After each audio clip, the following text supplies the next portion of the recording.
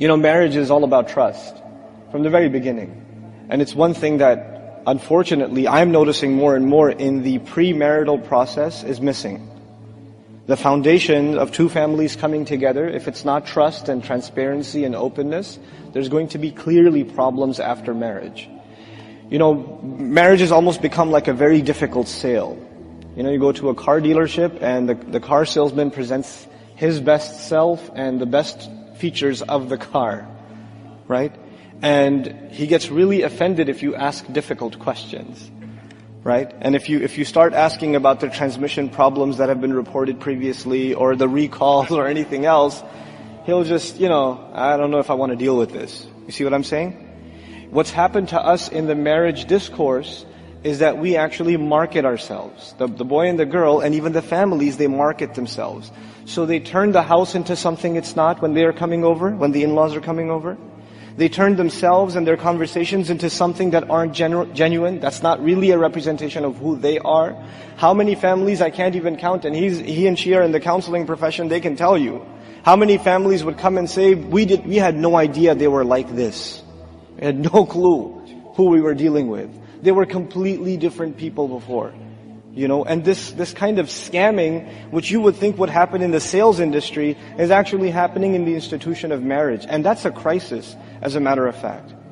We offer, in some of the more, forward-thinking families that aren't as conservative, quote-unquote, they say, okay, no, let the boy and girl talk to each other. Let them email one another and let them have a few conversations. But at this point, both of them are so, blind. And they're so interested in just getting the celebration and the new dress and the gifts and all this stuff. They're so caught up in the hype and all the congratulations they're getting and all the phone calls and text messages that even when they talk to each other, it's actually empty fluff conversations. And they see what they want to see in the spouse. They're not able to have an intellectually sound conversation a lot of times, the young men and the young women, because, hubbul ayn la tara, or aynul hubb asif la tara. The love, the eye of love can't see. You're already infatuated with the idea, so you have a hard time seeing any flaws. And that infection actually lasts a little bit longer even after marriage, for the first couple of weeks.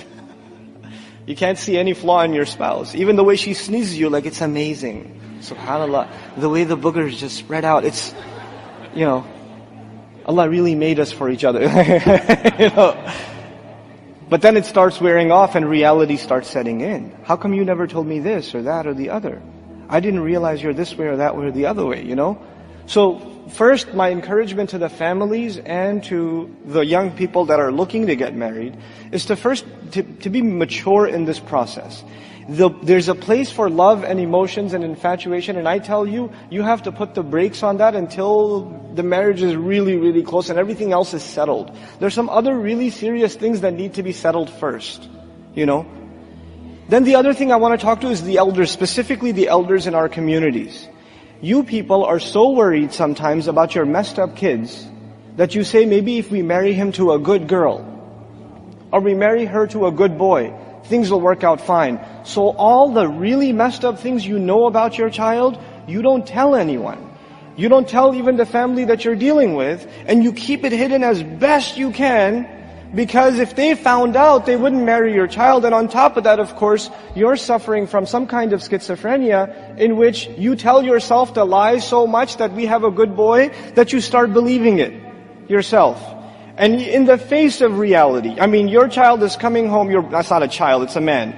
Your son is coming home at 2, 3 in the morning. He can't even stand up straight. Oh, he must have been making tahajjud. The tafsir seminar must have been late, or come on. A lot of times our parents know that the young man has a drug problem. He's got an alcohol problem. He's got a clubbing problem. I'm not even qualified for this sort of thing. I get emails, brother, we were talking, the conversations were going well between our families. He's actually from, back home, from the same neighborhood. Our families know each other. By the way, that doesn't mean anything anymore, because those families are not the same when they fly over. Okay? So if you knew them back in the 70s or something, then that's not a formula to gauge that, oh, we know their family. No, you don't. They don't even know their own family, bro. He doesn't even know his own cousins, his uncle, his aunt. It's not the same family. That's a very shallow gauge. Anyhow, they say, he used to go to the masjid. We saw him making i'tikaf. He was praying. He even has a little bit of a beard. Alhamdulillah, it's a good boy. And then, my parents got me married to him, and I thought it was okay. The first time we went out to eat, true story, first time we went out to eat, he ordered a beer. And I'm sitting there going, what's going on? What are you doing? He goes, what's the big deal? Why are you flipping out? Calm down. And this is the reality of the lack of foundation in many marriages. And so we shouldn't complain about the divorce rate because they're sometimes really justifiable. There's some really serious situations out there that we have to deal with. And I'm not advocating for divorce. But I am saying, look, there's a reason these kinds of things are happening. And there's some really fundamental realities that we're choosing to close our eyes to, that we can't afford to anymore for the sake of our own sons and our own daughters. Then there's the second matter that I want to talk to you about. This is just one dimension of the many dimensions that can be spoken about post-marriage, after marriage. And this problem starts before and it permeates after. We're living in a society in which the standards of haya, the standards of shame, holding yourself back, regard, some kind of reservation between yourself and the opposite gender. Those standards are dropping. I'm not complaining about the kuffar. I'm talking about the Muslim community. In our homes and in our lifestyles now, our social interactions have become very permissive. Even within the semi-religious, semi-conservative circles. We've got a couple of extremes. On the one hand, we have some families in our community, and we get all colors of the spectrum in America, right? So we get some families that are so incredibly conservative that women are actually evil. So if you see them anywhere near the masjid, astaghfirullah al-azim, and you might get into a car accident in the parking lot because you're trying to get away from shaitan. I mean the sister. There's that extreme, And then there's the other extreme where it's all good in the hood and you're socializing like it's your own brother. It's not your brother. It's the husband of your friend. It's not someone you should just be chit-chatting with unnecessarily, So there is actually a line in the middle that needs to be respected. And if we don't respect it, you know what happens? When we have a lot of interaction, of course, social gatherings, things like iftars and dinners and, things like that, and we get together with other families and young couples get together and there's a potluck and things like that in these kinds of gatherings. I want you to understand one of the fundamental, central, pivotal surahs in the Quran about marriage is Surah An-Nur. Right? It's one of the pivotal surahs about marriage. And in this surah, it seems at first glance, it deals with too many varied topics. Like, it starts with people who violate the sanctity of marriage, the zani. It starts with them, the fornicator, the adulterer, right? It also deals with the scandal that was started about the marriage of the Prophet sallallahu alaihi wasallam. Also a subject matter, the accusation made against Aisha radiallahu anha. Also a matter dealing with marriage. It also deals with some rules that should be observed inside the house. For instance, those of you who believe, لا تدخلوا بيوتا غير بيوتكم حتى تستأنسوا. Don't enter your homes that aren't yours until you make yourself known. In other words, let them prepare. Let the women cover themselves, or take caution that a ghayr mahram man is coming in. There needs to be some adjustments made when a stranger is about to come into the home. So watch out. Those kinds. They say in Arabic. I repeat this a lot of times. Inna al-labiba min al-isharati yafham. In Urdu we say akal man ke liye ishara kafi hai. Right? When Allah is saying, make yourself known before you come into somebody's house, it's to allow the family to adjust themselves. But you know what? There's no adjustment anymore. It's all good.